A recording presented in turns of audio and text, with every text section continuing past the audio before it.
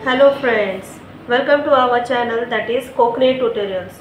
अब हम class 10th का lesson number 4 that is our geometric construction, ये लेसन हम लोग यहाँ पे देखने वाले। तो फ्रेंड्स, ज्योमेट्रिक कंस्ट्रक्शन में इतना स्कोरिंग है कि हम इजीली आउट ऑफ मार्क्स हम इसमें ले सकते हैं।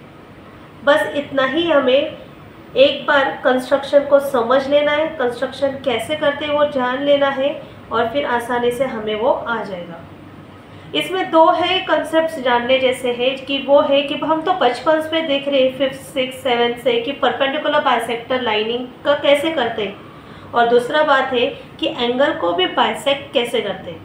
ओके, तो पहले मैं आपको जो इजी ट्रिक है इसके अंदर जो हम लोग हमेशा करते हैं वो हम लोग यूज़ करने वाले हैं परपेंडिकुलर बाइसेक्टर। अभी perpendicular bisector of a given line को हमें देखना है कैसे करना है। तो अभी यहाँ पे कुछ ऐसे दिया नहीं है सेंटीमीटर कितना लेना है क्या लेना है, खाली यहाँ पे बोला है perpendicular bisector of a given line segment. तो मैं मेरे मन से यहाँ पे टोटली मैंने अगर 10 सेंटीमीटर का लाइन लिया, कितने सेंटीमीटर का मैंने ए बी ड्रॉ किया, 10 सेंटीमीटर का।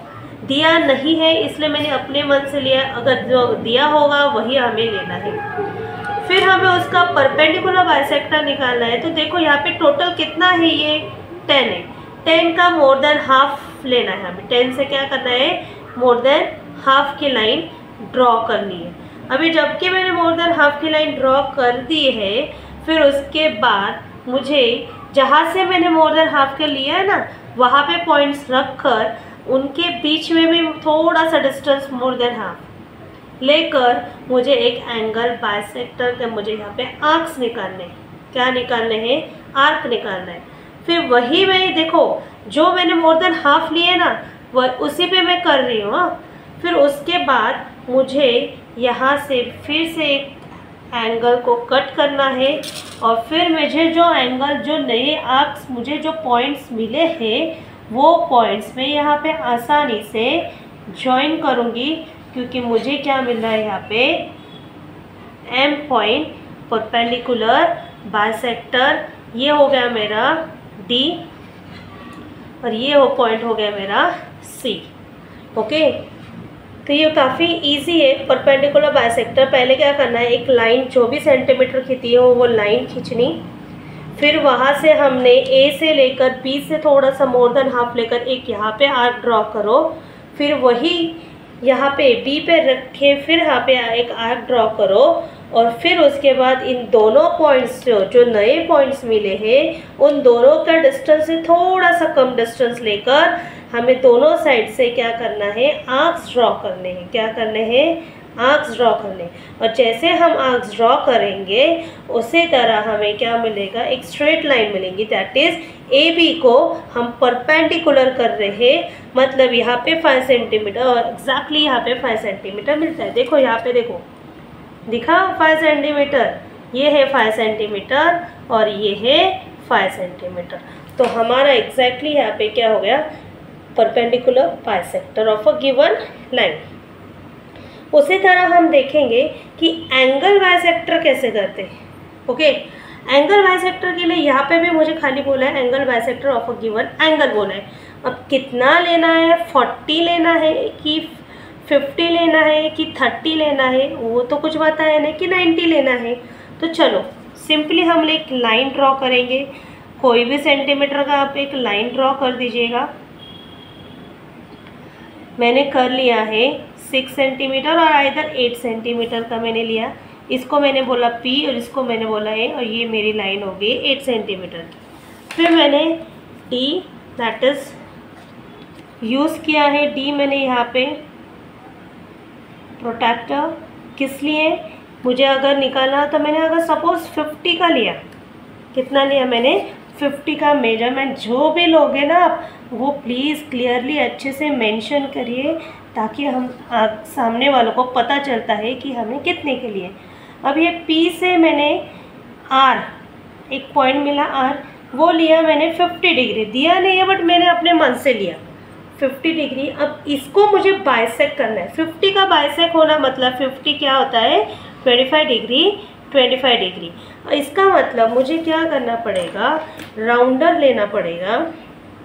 इस राउंडर से मुझे जितना मैंने यहाँ पे मोर देन हाफ लिया, उसी तरह मुझे यहाँ पे मोर देन हाफ लेना है। सेम डिस्टेंस जो पी क्यू पे मोर देन हाफ लिया, मैंने वही पी आर पे मोर देन हाफ लिया। फिर मैंने यहाँ पे राउंडर रखा, जो नए पॉइंट्स मिले वहाँ से एक आर्क ड्रॉ किया।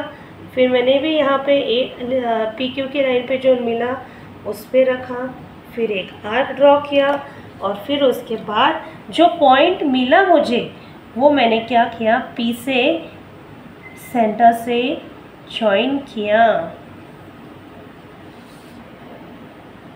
एस। तो ये 50 को मैंने क्या किया, 25 डिग्री में बाइसेक्ट किया। ये हुआ मेरा angle bisector. Okay my friends, तो आप इसमें से देख सकते हो कि मैंने परपेंडिकुलर बाइसेक्टर भी आपको सिखाया और एंगल बाइसेक्टर है, जो कि काफ़ी बेसिक है, जो कि काफ़ी क्या है, हमारा बेसिक है। और कभी भी जब भी हम लोग कंस्ट्रक्शन करते हैं, कंस्ट्रक्ट करते हैं, कभी भी हमें एक लाइट फिगर्स से ड्रॉ करना है। जबकि अगर तुमने ऐसे डार्क किया, इरेज करने में प्रॉब्लम हो जाता है, फिर गंदा दिखता है, फिर उसी पे हम लोग 10 बार निकालेंगे। इट्स बेटर हल्के हाथ से लाइटली, एक अच्छे से रफली, देखो यहाँ पे कितना स्मूथ हैंड से किया है मैंने, ज़रा भी उस पर डार्कनेस नहीं है। अभी भी रफ़ किया तो वो क्लीनली रफ़ हो जाएगा। ठीक है, okay friends, now we are continue with our exercise 4.1 geometry, construction of geometry. Okay, so पहला क्वेश्चन ये है कि triangle A B C is congruent to triangle element in a triangle A B. In triangle ABC, AB is given 5.5 centimeter, BC is given 6 centimeter, CA is given 4.5 centimeter. Construct triangle ABC and triangle LMN such that BC upon MN is 5/4. अभी इसमें देखा जाए तो दो प्रकार के ऐसे sums दिए हुए कंस्ट्रक्ट करने के लिए। तो हमें एक है विथ सॉल्यूशन करना है और एक ऐसा है कंस्ट्रक्शन का विदाउट सॉल्यूशन है। 4.1 में ऐसे दो टाइप है, एक जो है विथ सॉल्यूशन, एक जो है विदाउट सॉल्यूशन। तो वो कैसे पहचानना, मैं आपको इजी ट्रिक बताती हूँ, ज़्यादा टाइम भी नहीं लेती हूँ। देखो, इसमें तो ABC दिया है, इसमें एलिमेंट दिया है, इसका मतलब ये दोनों भी ट्रायंगल्स में एक भी लेटर सेम नहीं है, ये दोनों भी ट्रायंगल अलग अलग है। इसमें अगर सेम लेटर होता तो फिर वो बाइसेक्ट, मतलब मैं आगे बताऊंगी आपको कैसे करना है। लेकिन ये विथ सॉल्यूशन है या विदाउट सॉल्यूशन है वो कैसे बताती हूँ। जब दोनों ट्रायंगल अलग हो, जिसमें एक भी लेटर सेम ना हो, तो वो विथ सॉल्यूशन आता है। कैसे आता है वो, विथ सॉल्यूशन आता है। ओके, तो विथ सॉल्यूशन मतलब कैसा है, अभी इसमें देखो ABC और LMN दो अलग ट्रायंगल दिए, राइट। तो हम लोग को जो भी गिवन दिया है हम पहले वैसे लिख लेते हैं कि क्या दिया है कि triangle ABC and triangle LMN are congruent, that is given. ये क्या है, हमें दिया है। कैसे दिया है, देखो क्या बताया है कि ABC is congruent to LMN, triangle कौन से, एलिमेंट। तो देखो AB upon LM is equals to BC upon MN is equals to AC upon LN, that is equation number 1। Q1 ये है corresponding angles of similar triangle. Corresponding, reason भी लिखना ज़रूरी है। Corresponding sides of similar triangle, इसका reason लिखना बहुत ज़रूरी है। रीज़न को भी मार्क्स होते हैं। बट देखा जाए तो हमें एक का वैल्यू दिया है, वो है BC/mn। कितना दिया है? 5/4। ये भी हमारा इक्वेशन नंबर 2 है, लेकिन इसे हम बोलते हैं गिवन। हमें ये दिया हुआ है, तो क्यों ना हम लोग लिख सकते हैं ऐसा सा कंपेयर करके। फ्रॉम इक्वेशन 1 और 2 से हमें क्या दिखाई देता है कि AB/LM is equals to BC/mn is equals to AC/ln is equals to 5/4। यहाँ पे रीज़न लिखो, कहाँ से आया वो? From 1 and 2। कहाँ से आया वो रीज़न? और जो भी रीज़न दिया है या नहीं दिया वो हमें करना है, लिखना ज़रूरी है। ए बी की देखो, एक जो ट्रायंगल है जैसे AB BC CA, उनका तो हमें इंफॉर्मेशन दिया है। मतलब क्या कि उनकी वैल्यूज़ दी है। ढूंढना किसका है हमें? एलिमेंट का। किसका ढूंढना है? एलिमेंट का। मतलब देखो, अगर मैंने रफ फिगर निकालने का सोचा तो मुझे ABC तो दिख रहा है, तो ABC जो है ना, देखो ABC दिया है ना, क्या दिया है मुझे? BC कितना दिया है? 6 सेंटीमीटर दिया है। AB कितना दिया है मुझे?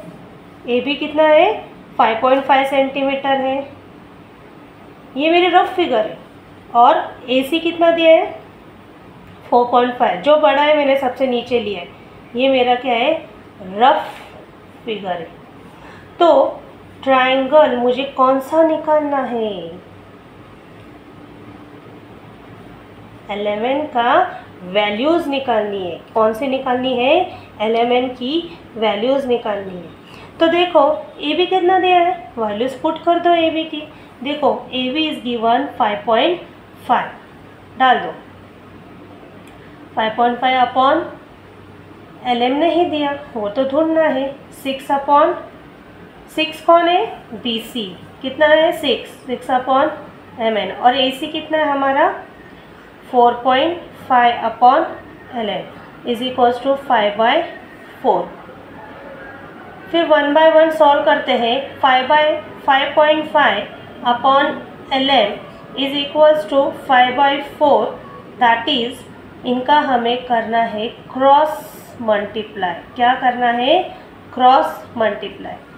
मतलब 5.5 into 4 is equals to 5 into LM। निकालना किसकी वैल्यू है हमें? LM की। तो हम क्या करेंगे? 5.5 इंटू 4 अपॉन 5। देखो 5 1 जा 5, इधर भी 5 1 जा 5। आंसर क्या आया? 1.1 इंटू 4। 4 1 जा 4, 4 1 जा 4। तो मुझे LM कितना मिला? मुझे LM मिला 4.4 सेंटीमीटर। LM मिल गया। उसी तरह मैं क्या फाइंड करूँगी? MN और LN। Similarly 6 upon MN is equals to 5 upon 4। इनका भी मैं क्रॉस मल्टीप्लाई करूँगी। 6 into 4 is equals to 5 into MN। MN की वैल्यू निकालनी है, इसलिए 6 इंटू 4 अपॉन 5। 6 4 जा 24 अपॉन 5, और 5 से अगर 24 से किया तो वहाँ पे आंसर आता है 4.8 सेंटीमीटर। तो मुझे MN भी मिला 4.8 सेंटीमीटर। फिर बचा मेरा लास्ट LN जो है 4.5 upon LN is equals to क्या है? 5 upon 4। Therefore cross multiply 4.5 into 4 is equals to 5 into LN। किसकी वैल्यू फाइंड करनी है? LN। 4.5 into 4 upon 5, right. 5 के टेबल में 45 आता है। यस, 5 1 जा 5, 9 जा, तो यहाँ पे कैसे आएगा? पॉइंट में आएगा, तो यहाँ पे पॉइंट में आएगा। और इसको मल्टीप्लाई किया तो 4 9 जा 36। तो यहाँ पे मुझे LN कितना मिला? 3.6 सेंटीमीटर। ln कितना मिला? 3.6 सेंटीमीटर। तो आप देख सकते हो कि मुझे ट्रायंगल एलिमेंट के lm, mn और ln तीनों भी वैल्यूज़ मिल चुके हैं ऑलरेडी। एक ट्रायंगल का तो मुझे वैल्यू मिल गया है, तो मुझे अभी देखा गया तो ln की भी वैल्यू मैंने, ये lmn की वैल्यू भी मैंने फाइंड की। उसी हिसाब से अभी मैं क्या करूँगी, ABC विथ अ प्रॉपर उसकी सेंटीमीटर्स और lmn जो मैंने फाइंड किए उस हिसाब से मैं ड्रॉ करूँगी। देन मुझे BC कितना निकालना है? मुझे BC निकालना है 6 सेंटीमीटर। BC कितना निकालना है? 6 सेंटीमीटर। ये हो गया मेरा BC 6 सेंटीमीटर। मुझे AB कितना निकालना है? 5.5। कभी भी ऐसा मत निकालो, इससे लाइंस गलत आती है। साइड में हम एक 5.5 की लाइन ड्रॉ कर लेते हैं। ये हुआ हमारा 5.5 और दूसरा मुझे लगने वाला है 4.5, तो मैं 4.5 वाली भी इमीडिएटली निकाल लेने वाली हूँ। दो मिलने पे मुझे क्या मिला? एक मिला है 5.5, तो मैं एक राउंडर के हेल्प से B पे रखूँगी और एक आर्क ड्रॉ करूँगी। फिर मैंने C वाला लिया 4.5, यहाँ पे रखूँगी, एक आर्क ड्रॉ करूँगी और उस हिसाब से जो मुझे पॉइंट मिला जहाँ पर इंटरसेक्ट हुआ उससे मैं क्या करूँगी, लाइन ड्रॉ करूँगी। ओके, तो मेरा ये A पॉइंट तो मिल गया, तो ये कितना मिला? 5.5 सेंटीमीटर। ये मिला मुझे 4.5 सेंटीमीटर। ये तो गिवन वाला ट्रायंगल था। अभी जो नया मिला उसका निकालेंगे हम। तो हम सबसे बड़ा इसमें mn है, तो ये 4.8 लूँगी मैं। ये लेने वाली हूँ 4.8।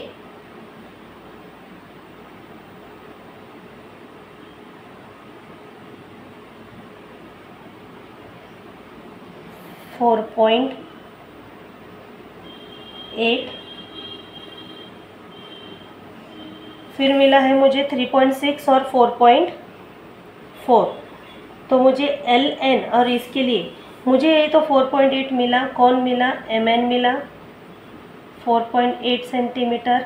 अब मुझे कौन से लाइन ड्रॉ करनी है? एक है 4.4 सेंटीमीटर की और एक है 3.6 सेंटीमीटर की। तो मुझे mn मिला। lm कितना मिला है? lm 4.4। तो मुझे 4.4 की एक आर्क बनानी है और एक बनाना है 3.6 का, जो n पे रख के 3.6 का, और मुझे एक इंटरसेक्शन पॉइंट मिला और मैं वहाँ से अपना एक ट्रायंगल ड्रॉ कर लूँगी और वो मुझे मिला L पॉइंट। कितना मिला ये?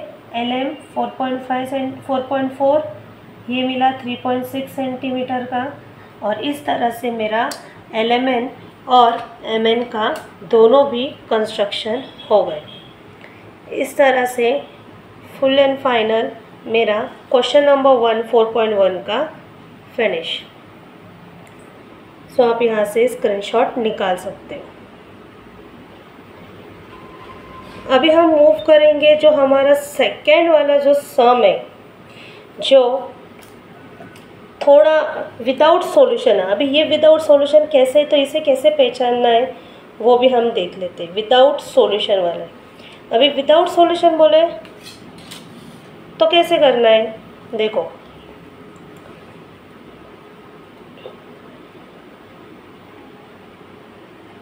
विदाउट सॉल्यूशन वाला हमें करना है। Let's see how to do. देखो friends, triangle PQR is congruent to triangle LTR. In a triangle PQR, PQ is 4.2 cm, QR is 5.4 cm, PR is given 4.8 cm. Construct a triangle PQR LTR such that PQ upon LT is equals to 3/4. अभी आप तो बोलोगे इसमें भी वैसे ही था, जो next वाला फर्स्ट क्वेश्चन था उसमें भी वैसे ही था, अभी इसमें भी वैसे ही है। लेकिन लेकिन यहाँ से गौर से देखिए कि इसमें भी आर आ रहा है, इसमें भी आर आ रहा है। इसका मतलब जब भी दो ट्रायंगल भले दिए हैं, लेकिन दो ट्रायंगल में से अगर लेटर एक दोनों में सेम सेम होगा तो उसे हमें विदाउट सॉल्यूशन करना है। विदाउट सॉल्यूशन करना है मतलब कैसे करना है, तो उसमें टाइम वेस्ट नहीं करना है, क्योंकि ऑलरेडी ये थोड़ा सा कॉम्प्लिकेट है, ऑलरेडी ये थोड़ा सा टाइम लेने वाला है। तो हम इसे विदाउट सॉल्यूशन भी कर सकते हैं, और ऐसे आने में ऐसे वाले क्वेश्चन को 3 मार्क्स होते हैं, तो हम लोग डायरेक्टली कंस्ट्रक्ट कर सकते हैं।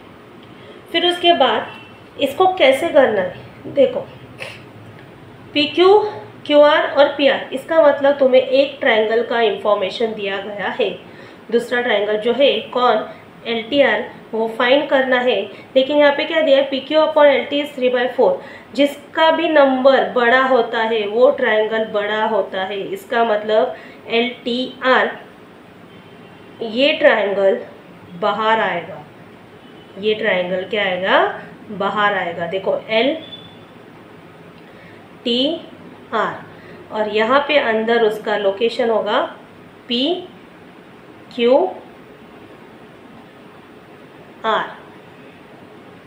ये तो था मेरा रफ फिगर, ओके, ये था मेरा रफ फिगर। अभी देखा जाए तो अभी कैसे करना है, देखो फर्स्ट ऑफ ऑल हमें क्या करना है कि दिया हुआ इंफॉर्मेशन तो यूज़ करना ही करना है, लेकिन सबसे पहले कि draw triangle PQR of a given measure and draw ray RS making an angle acute with a side RQ।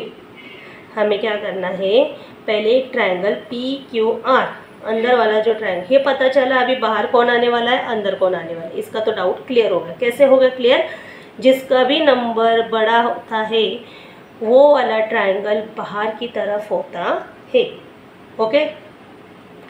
तो कैसे करना है, देखो draw triangle PQR of a given measure, draw ray RS। अभी एक ट्रायंगल ड्रॉ करो, ठीक है। सबसे नीचे कौन है, QR है, वो कितना है 5.4 है, ड्रॉ करो फिर 5.4 का 5.4 एग्जैक्टली 5.4 ड्रॉ किया। ये और ये क्या हो गया हमारा RQ। देखो यहाँ पे है 5.4 सेंटीमीटर इसका ड्रॉ करना है, 4.8 सेंटीमीटर इसका ड्रॉ करना है, और बचा कौन है 4.2 सेंटीमीटर का PQ ड्रॉ करना है। तो मैं यहाँ पे इजीली लिख सकती है कि पूरा ये वाला जो एरिया है ये कितने का है, 5.4 सेंटीमीटर का है। फिर उसके बाद 4.8 सेंटीमीटर का लाइन ड्रॉ करना है, मतलब यहाँ से एक आर्क ड्रॉ करना है और Q से भी एक आर्क ड्रॉ करना है, मतलब मुझे साइड में 4.8 की एक लाइन ड्रॉ करनी है और 4.2 का मुझे एक लाइन ड्रॉ करना है।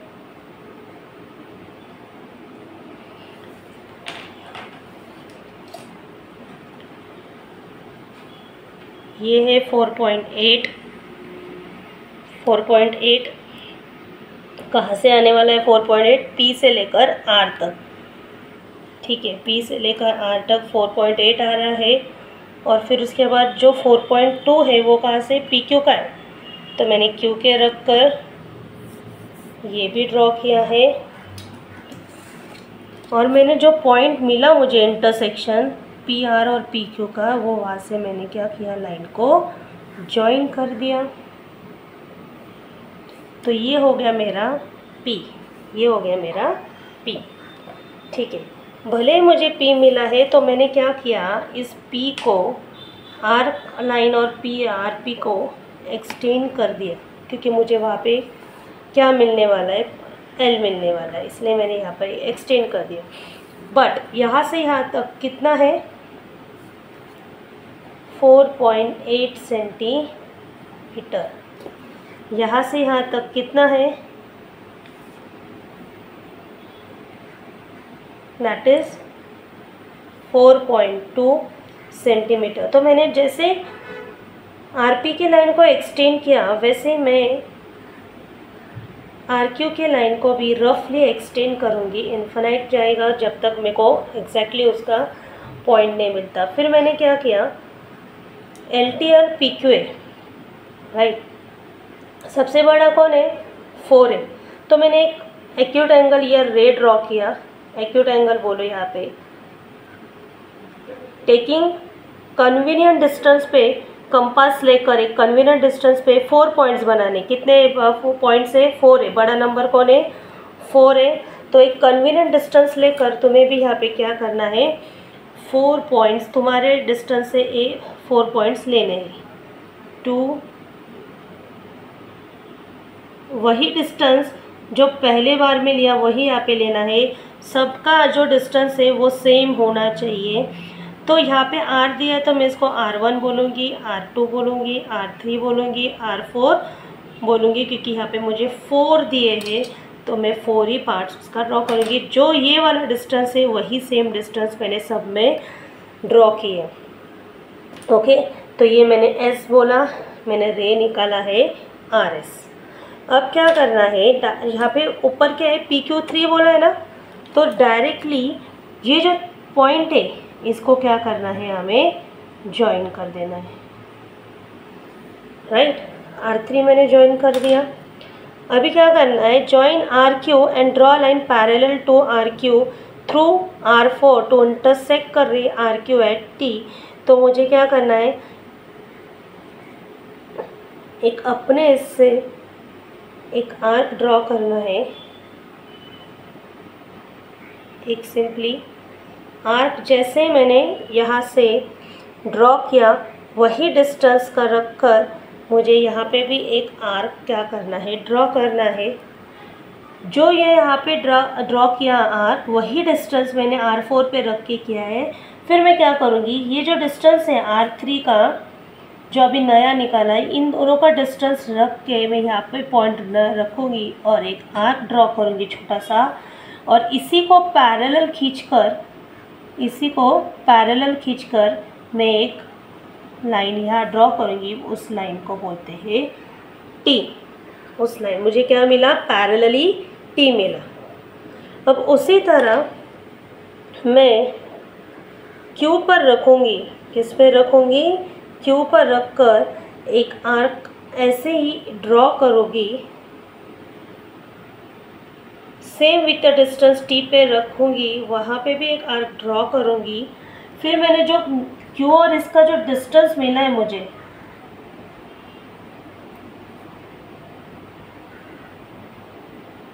वो मैंने यहाँ पे एक आर्क ड्रॉ किया, और सिमिलरली इसको भी मैंने PQ जैसे ही पैरेलल लिया और इस T को यहाँ पे ज्वाइन किया, मुझे पॉइंट मिला L। मुझे पॉइंट क्या मिला, L। ओके, तो काफ़ी इजी है, ये दिखता है थोड़ा सा कॉम्प्लिकेट है लेकिन काफ़ी इजी है। तो पूरा